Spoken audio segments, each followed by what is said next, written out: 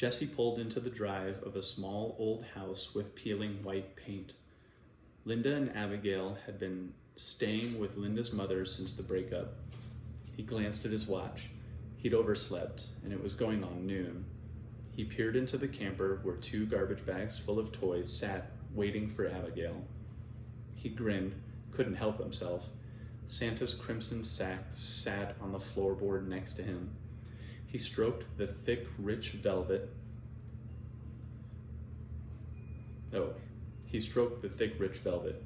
He had a good feeling about that sack and didn't intend to let it out of sight. It was magic, and he felt sure that somehow or another it was going to bring him good fortune. He just hadn't quite figured out the somehow yet. But at the very least, he figured he could always sell it, and to someone out there who needed a toy making sack. He just hadn't quite figured out the somehow yet, but at the very least he figured he could always sell it. Had to be someone out there who needed a toy making sack. He started out of the truck when something in his jacket clunked against the door. He pulled the pistol out of his pocket. "Shouldn't need this," he said, then snorted. Of course, there's no telling with Linda. He stuck the gun back into the glove compartment. Jesse knocked on the front door and waited. When no one came, he knocked again, louder. "Hold your beam," someone yelled. "Be right there." He heard shuffling feet. Then Polly opened the door and stared at him through the screen. She gave him a pitying look. "Are they here?" Jesse asked. He thought she wasn't going to answer him at all when finally she sighed. "Why you want to go and do this to yourself?" He tried to peek past her into the living room. She looked back over her shoulder. "I ain't hiding them under my couch. They ain't here, Jesse, none of them." "Over at Dillard's," Jesse said. It wasn't a question.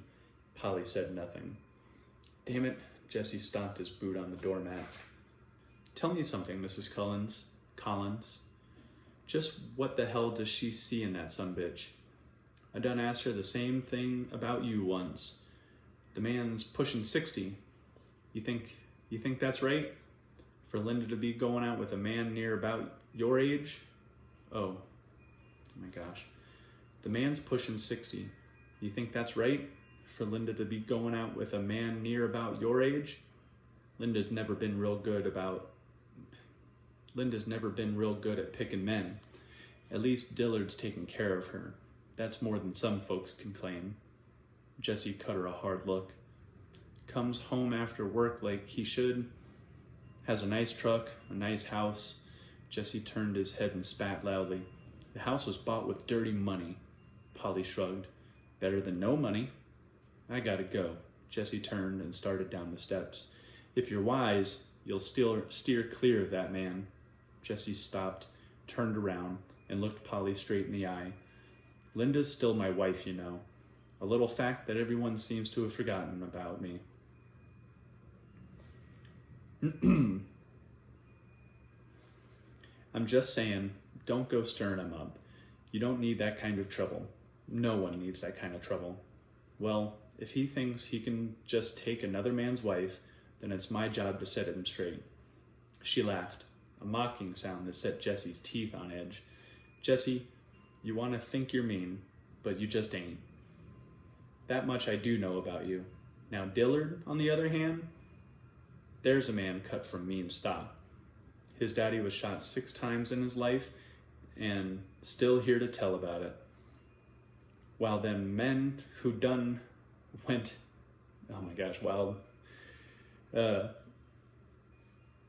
now Dillard, on the other hand, now there's a man cut from mean stock. His daddy was shot 6 times in his life and is still here to tell about it. While them men who done went and shot him, every one of them lying dead beneath the stone cold ground. And his granddaddy, well, that man was so mean that they had to hang him before he was 22. Dillard's got deep roots in this county, got the law on his side, can send you away one way or another. So you need to dial it down a notch while you still can." Jesse's face flushed.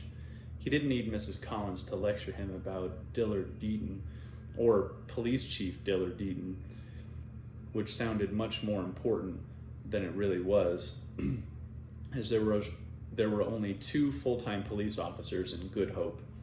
It wasn't the badge that troubled Jesse, but the fact that the man was ear deep with Samson Boggs, better known around town as the General. Boggs and his clan ran every sort of racket: gambling, dog fighting, prostitution, welfare, fraud, and could sell you any drug you could name. Chief Deaton's sworn civil duty seemed to include keeping the law off the General's back in return for a cut on the take. Been that way as long as Jesse could remember. Dillard's ties ran deeper still. The Boggs clan and Dillard's kin had a long, crooked history together. Dillard's old man had taken those bullets Mrs. Collins had spoken of running moonshine for the Boggses back in the day. Blood ties meant something in Boone County, and feuds and disputes were more often than not settled outside the law, and a man needed to be careful who he messed with, because blood always came first. Jesse, on the other hand, didn't have much kin left to speak of, and the few he had were of no account. Without kin to back you up, you didn't matter much. That was just the way things worked around there. What's going on between me and Dillard? Jesse said. What's going on between me and Dillard? Jesse said. Well, that's a different sort of thing. When a man messes around with another man's wife, it's personal. It's understood he's crossing a line. And what happens after that is between them and no one else. You won't find anyone gonna argue with me on that. The stubborn left Polly's face, leaving her looking old and sad. Jess, Linda's finally got something. Don't you go spoiling it for her. Just you leave her alone, you hear me? Mrs. Collins, you have yourself a Merry Christmas. Without another look back, Jesse got into his truck and drove away.